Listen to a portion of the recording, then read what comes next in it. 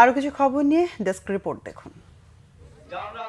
BNP chairperson Begum Khaleda জিয়ার রোগ মুক্তি ও সুস্থতা কামনায় দোয়া মাহফিল হয়েছে বাগেরহাটে।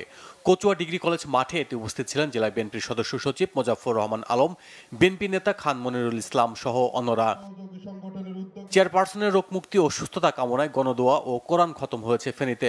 পরশুরাম মডেল সরকারি পাইলট উচ্চ বিদ্যালয় মাঠে এতে প্রধান অতিথি ছিলেন ঢাকা দক্ষিণ বিএনপির আহ্বায়ক রফিকুল আলম মজনু। বাংলাদেশ জাতীয় ফুটবল দলের অধিনায়ক জামাল ভুঁইয়ার কাছ থেকে আইফোন 17 প্রো জিতে নিয়েছেন বরিশালের সানি ব্যাপারী।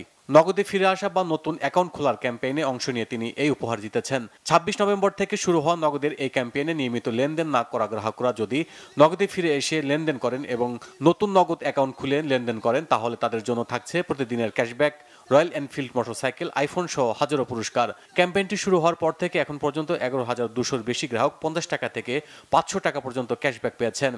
পাশাপাশি সারপ্রাইজ রিচার্জ অফারে অংশ নিয়ে বোনাস রিচার্জ পেয়েছেন ১,০০০-এর বেশি গ্রাহক। দি স্ট্রাকচারাল ইঞ্জিনিয়ার্স লিমিটেড ACL এর নির্মাণ ও আবাসন শিল্পে ৪২ বছর পূর্তি উদযাপন হয়েছে। রাজধানীর ধানমন্ডিতে একটি কনভেনশন হলে এতে প্রধান অতিথি ছিলেন বিশিষ্ট শিক্ষাবিদ, বিশ্ব সাহিত্য কেন্দ্রের প্রতিষ্ঠাতা অধ্যাপক আব্দুল্লাহ আবু সাঈদ। দীর্ঘ ৪২ বছর ধরে নির্মাণ ও আবাসন শিল্পে ACL এর সততা, কাজের গুণগত মান ও গ্রাহক সেবায় ভূয়সী প্রশংসা করে তিনি বিগত বছরের চেয়ে আগামী বছরের পথ চলা যেন আরও সুন্দর ও সমৃদ্ধ হয় সেই কামনা করেন। উপস্থিত ছিলেন ACL এর ব্যবস্থাপনা পরিচালক ও বাংলাদেশ রেডিমিক্স কংক্রিট অ্যাসোসিয়েশনের সভাপতি প্রকৌশলী মোহাম্মদ আব্দুল আওয়াল, কোম্পানির অতিরিক্ত ব্যবস্থাপনা পরিচালক প্রকৌশলী AHM জহিরুল হক, উপব্যবস্থাপনা পরিচালক প্রকৌশলী মোহাম্মদ আব্দুল্লাহ সহ অন্যরা।